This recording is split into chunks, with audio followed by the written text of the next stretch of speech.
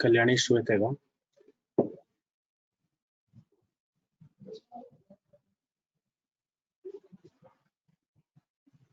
कल्याणी श्रूयते वा? श्रूयते महोदय।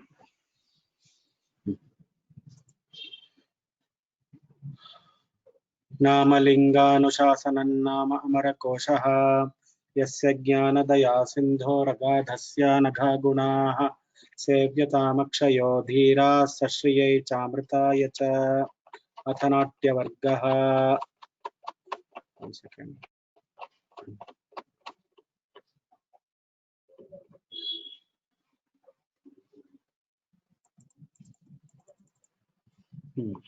Those who want to recite Natya Varga, please put up your hands. The first part.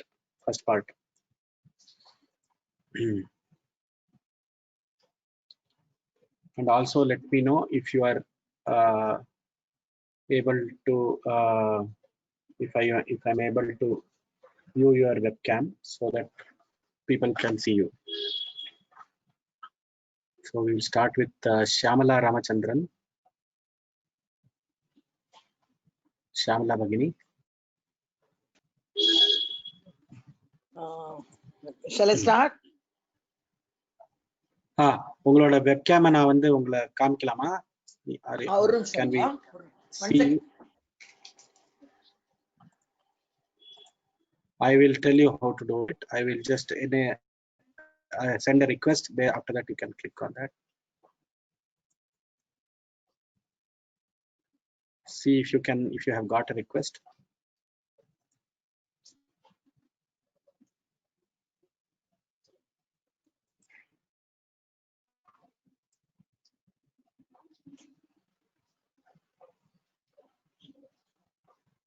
Have you got a request, Bhagini? Shyamala Bhagini, you are self-muted.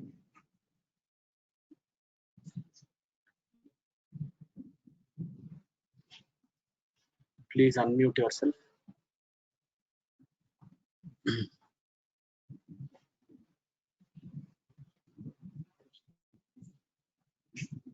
Nisha, can you unmute yourself, please?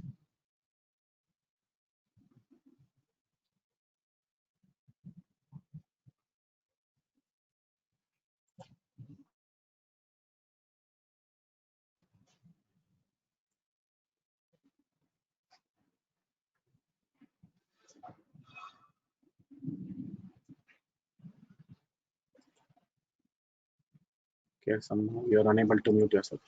Okay, so Narayana.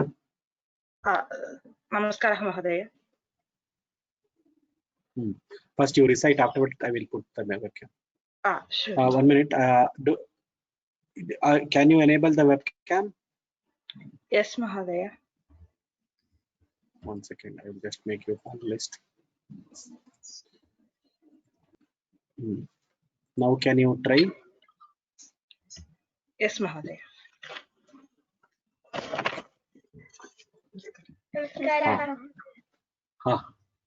Namaskara. Now can you recite? Nishadarshabha Gandhara Shujyamadhyamadhaivataha Panchamashetyavi Saptatantri Kanthothidasvaraha Shujyam Mayuro Vadati Gavastrushabhashanaha Ajavikam tu Gandharam Kraunjah Panati Madhyamam Pushpasadharane Kale Vikah Kujati Panchamam Daivatam Hesha Devajinushadhan Brahmatekajah Mayuravata Hetehi Padmatagaya Mayuradaya Etehi Mayuradaya Etehi Mattagayanti Panchamam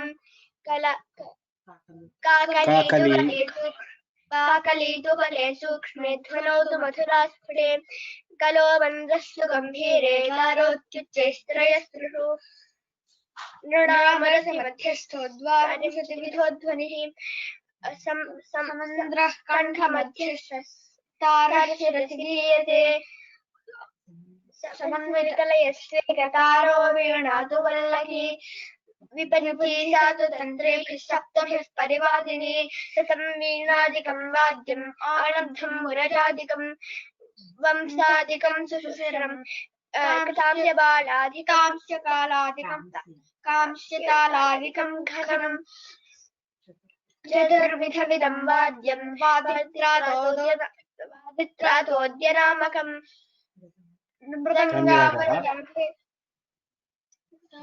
धन्यवादः धन्यवादः धन्यवादः. Very nice to see you. Very nice to know that you are by hearting the Amarakosha. So Amarakosha and Ashtadhyayi are like Jaganmata and Jagatpita. Ashtadhyayi, Jaganmata, Amarakosha, Jagatpita.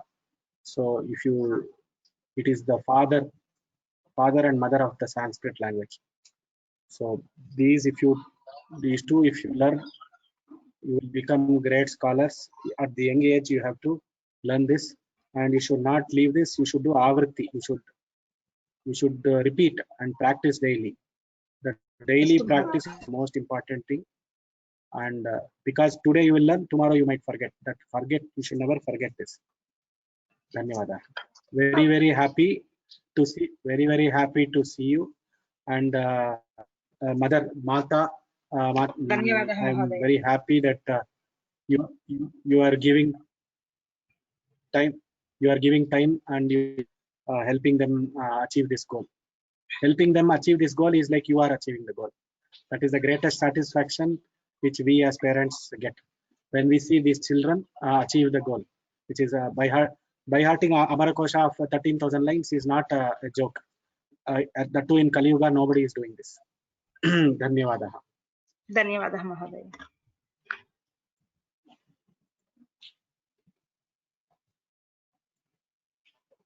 So very happy to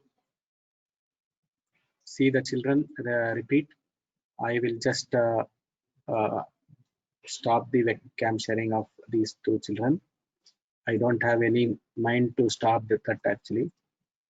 So we will continue now. Amit Mahodaya. आम महोदय. राम राम. भवान् वदति वा? मृदङ्गामुरजा भेदाः. मृदङ्गामुरजा. आपके पास webcam है क्या अमित महोदय? पता नहीं महोदय, शेयर कीजिए, शायद होगा तो मैं चालू करता हूँ. नहीं, वो ये है क्या, आप सिस्टम से कर रहे हैं या टैबलेट से कर रहे हैं या मोबाइल से कर रहे हैं? टैबलेट है सर. टैबलेट है तो हो जाएगा. देखते हैं. एक बार आपका दर्शन हो जाए हम भी खुश हैं.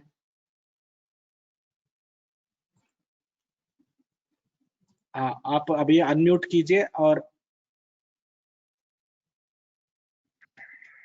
आ रहा है सर? नहीं आ रहा है, वो आपके वेबकैम नहीं दिख रहा है. The webcam facility is not there. But आप इसको बताइए श्लोक को. मृदंगा मुरजा भेदास सर.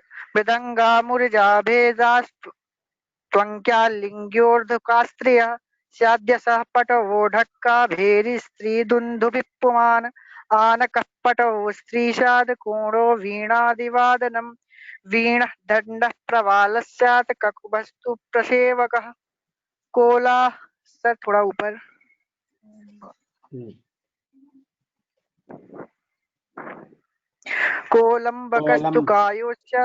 कोलंबकस्तु कायोश्च उपनाहो निबंधनम वाद्य प्रभेदा डमरुमड्डिडिंडिमजर्जराः मर्दलप्पणोऽन्ये च नर्तकी लासिके समे विलंबितं द्रुतं मध्यम तत्त्वमोघो घनं क्रमात् तालः कालक्रियामानं लयः साम्यमं ममथा स्त्रियां ताण्डवं नटनं नाट्यं लास्यं नृत्यं च नर्तने धन्यवाद महोदय.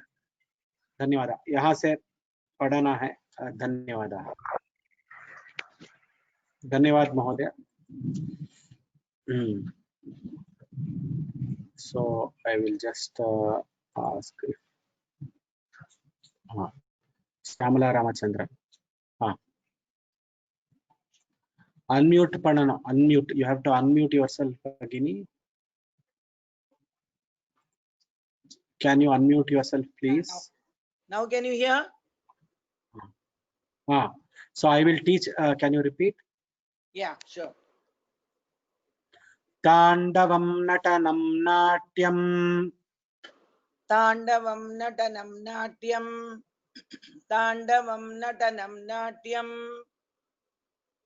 Lasyam nrityam cha nartane. Lasyam nrityam cha nartane. Lasyam nrityam cha nartane. Tauryatrikam nritya geeta vadyam. Tauryatrikam nritya geeta vadyam. Tauryatrikam nritya geeta vadyam. Natyamidam trayam. Natyamidam trayam. Natyamidam trayam.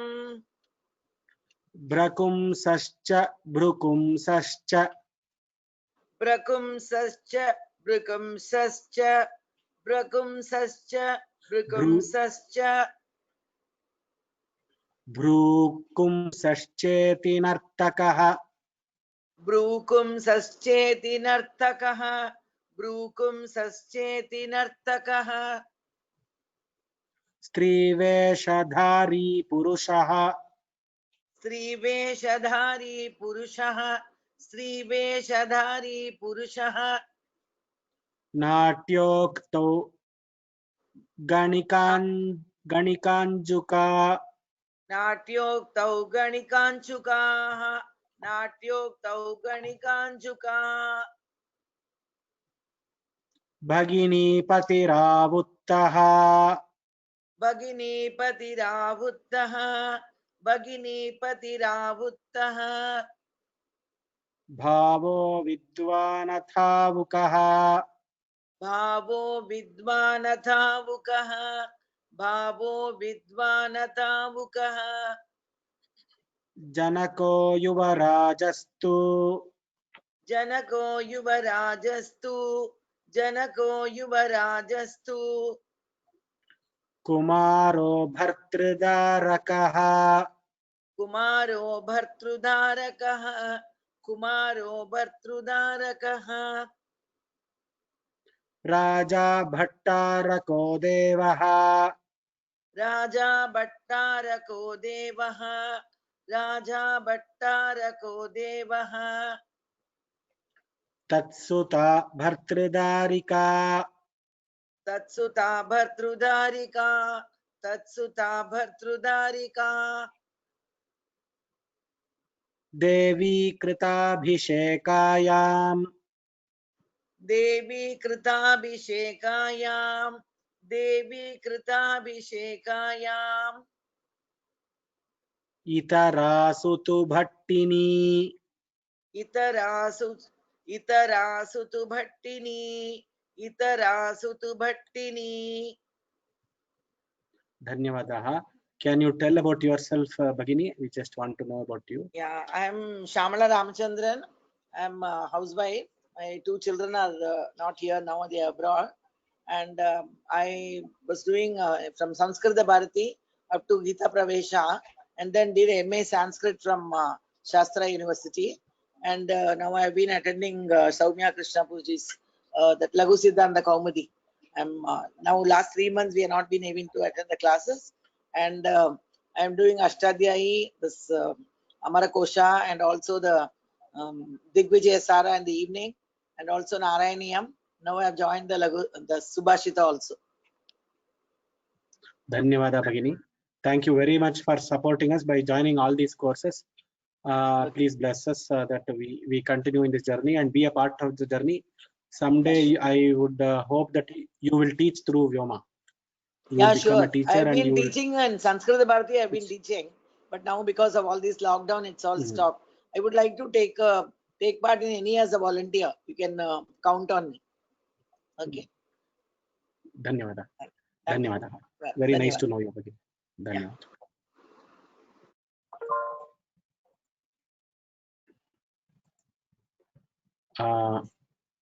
Anybody else who wants to chant? And also Ananta Krishna Mahodaya, I have always been trying to unmute you. I don't know if I am.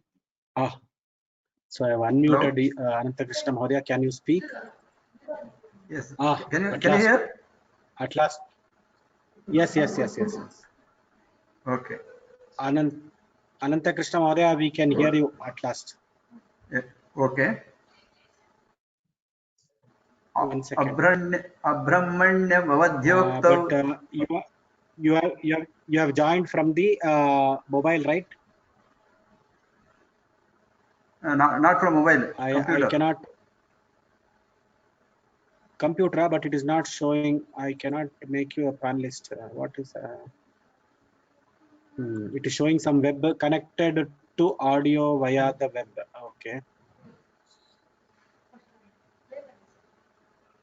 Okay. Would you like to, I think I know you are a scholar, would you like to repeat, sir? I will from Pitika. I will this one.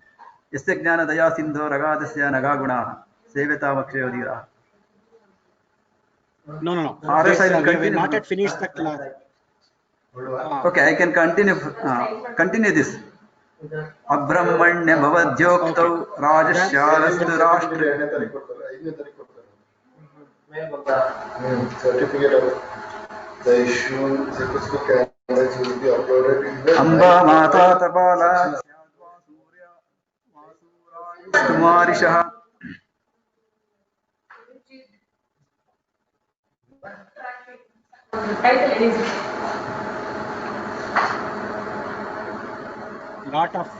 Lot of disturbance, sir. Background noise. Lot of background noise and disturbance. Lot of background noise and disturbance. Jana here.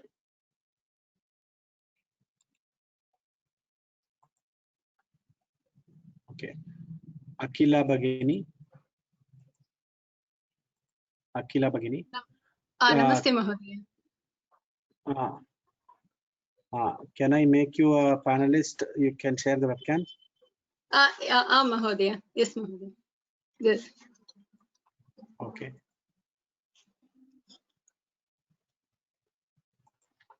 Just see if you can share your webcam.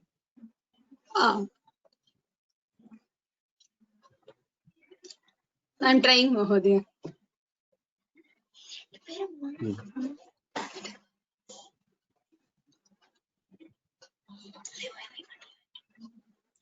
I have sent you a request.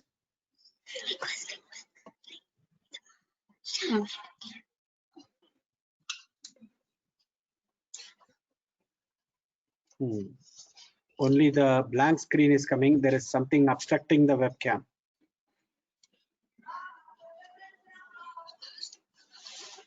Just a minute, I'm trying.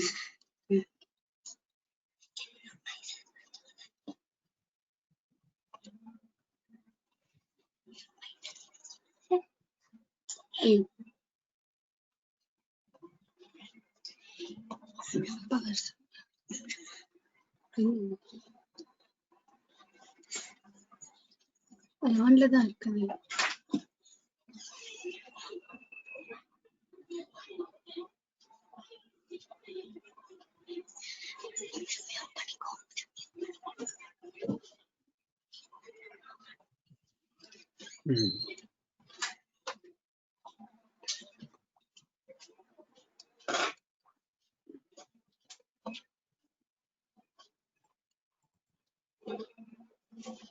That camera is not coming. Camera is not showing. There is something which is closing the camera.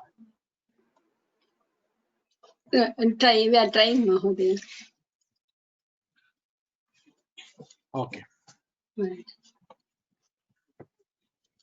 Meanwhile, you will recite the shloka. Yes, Mahodaya. I think it has come now.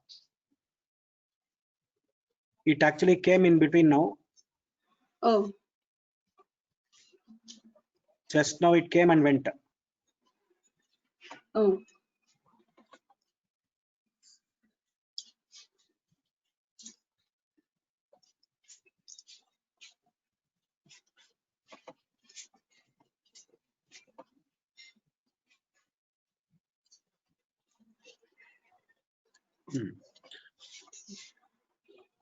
राजा भट्टारको देवः राजा भट्टारको देवः राजा भट्टारको देवः तत्सुता भर्तृदारिका तत्सुता भर्तृदारिका तत्सुता भर्तृदारिका देवी कृताभिषेकायां देवी कृताभिषेकायां देवी कृताभिषेकायां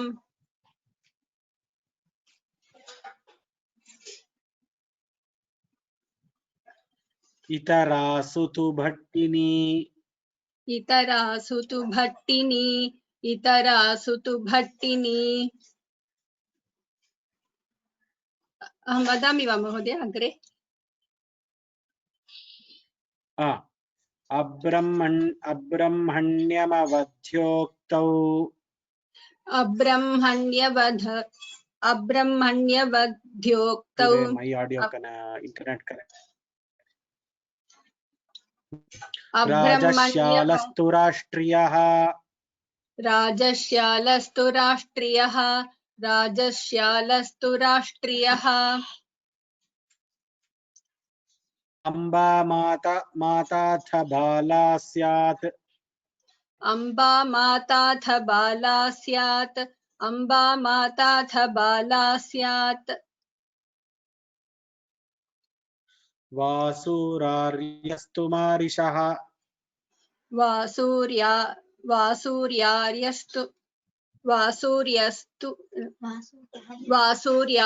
मारिषः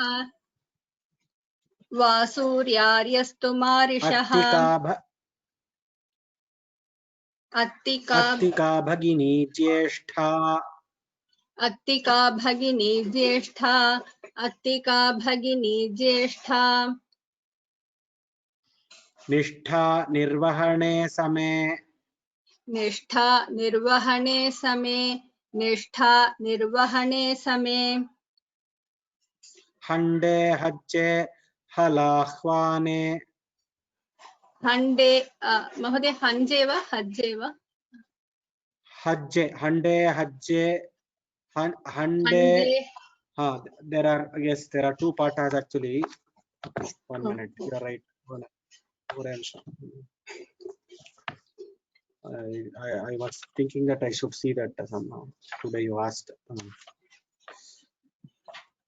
Hande hajje. It is actually hajje. It is not no hanje only. It is hanje only. Hande hanje halahwane. हण्डे हञ्जे हलाह्वाने हण्डे हञ्जे हलाह्वाने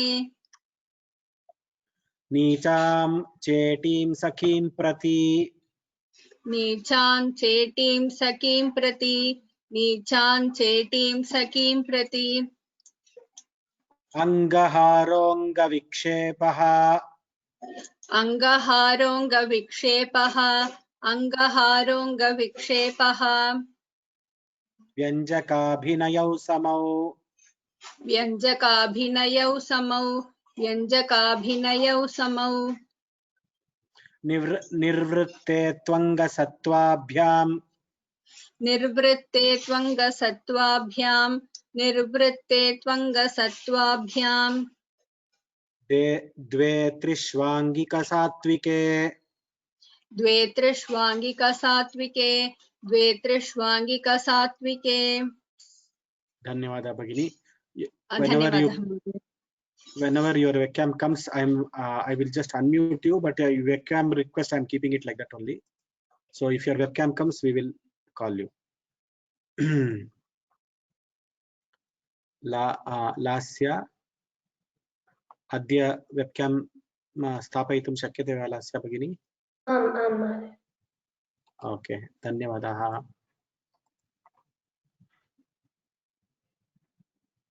कृपया प्रयत्नं करोतु। एकनिमिषम्।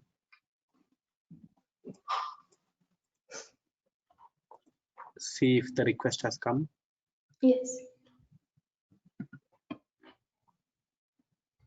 Okay. कथमस्ति भवती? सम्यक् अस्मि महोदय। अस्तु।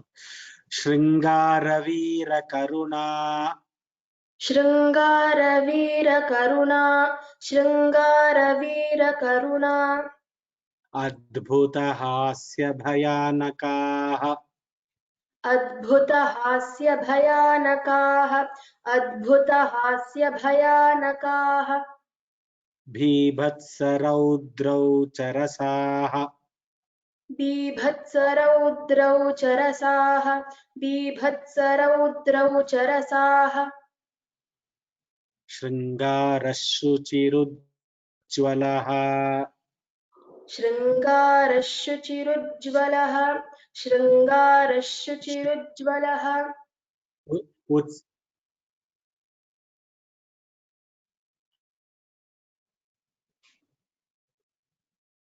उत्साहवर्धनो वीरः उत्साहवर्धनो वीरः उत्साहवर्धनो वीरः उत्साहवर्धनो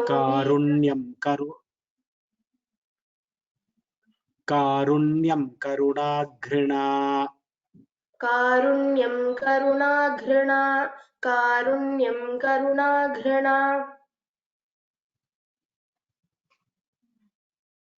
कृपा दयानुकंपा स्यात् कृपा दयानुकंपा स्यात् कृपा दयानुकंपा स्यात्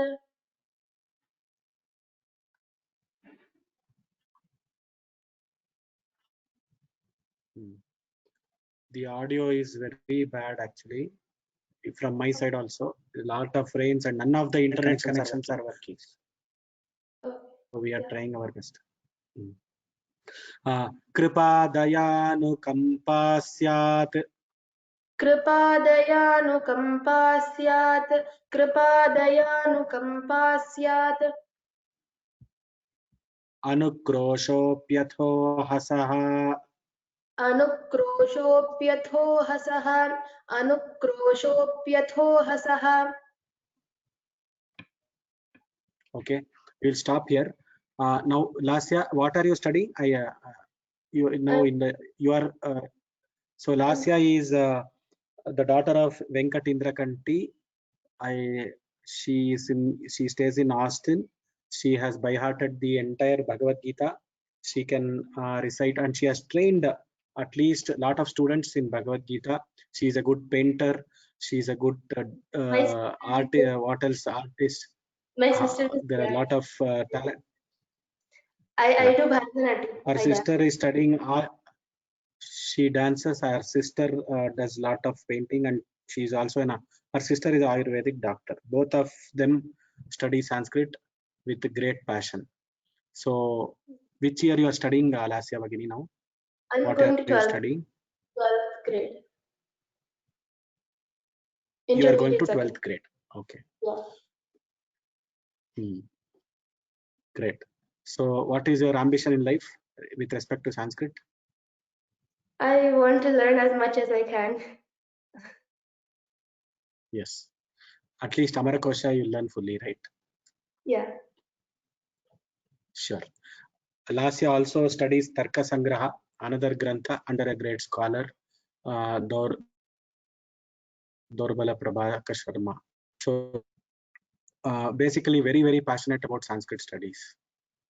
Their entire Kutumba has, the family has devoted their life for the spread of this language and the spread of the Sanatana Sanskriti. Father, mother, sister, everybody. So Narayan and the other people, they are all students of Venkat Indrakanti, her father. So that is the introduction of Lasya. Thank you very much, Lasya Bhagini. You have been there from the beginning. Whenever I ask you to chant, in whatever state you are, you chant. Dhanyavada. Ram Ram Ram. All the.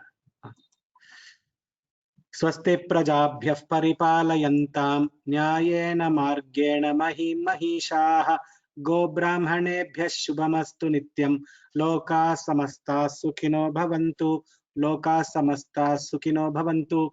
So we have to meet many students of our class. So this is an interesting session. Tomorrow also we will meet a few of them.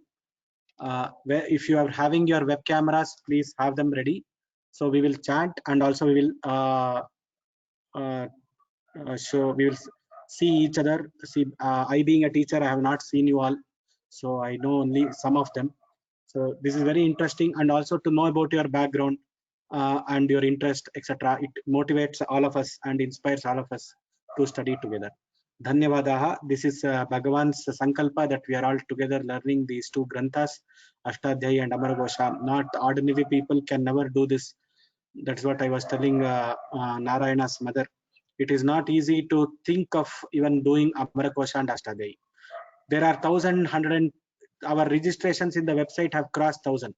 But imagine only 50 people or 56 people are, imagine you fortunate to continue the classes and by heart, and maybe another 50 are doing offline because of the timing issue. But only so many handful of people are doing this. It is only Bhagavad Sankalpa which is helping us do this, because it is a key. It is like a key to the house. Once you have the key, you can take the Amrita of Sanskrit. Ashtadhyayi and Amarakosha are the keys. Dhanyavada.